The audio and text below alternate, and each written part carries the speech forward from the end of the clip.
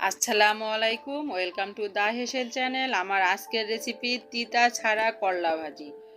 আমার এই recipe follow করে আপনারা করলা ভাজি করে খেয়ে দেখুন। একটুও তিতা লাগবে না, সবাই খেতে পছন্দ করবে। কেউ বুঝতেই পারবে না এটা করলা খাচ্ছি না অন্য কিছু খাচ্ছি।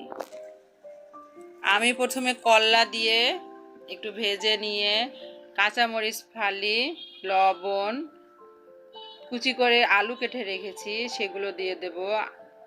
তারপর ধনিয়া জিরার গুঁড়া, হলুদ গুঁড়া, মরিচ গুঁড়া সব কিছু দিয়ে সুন্দরভাবে নেড়ে চেড়ে রান্না করে নেব।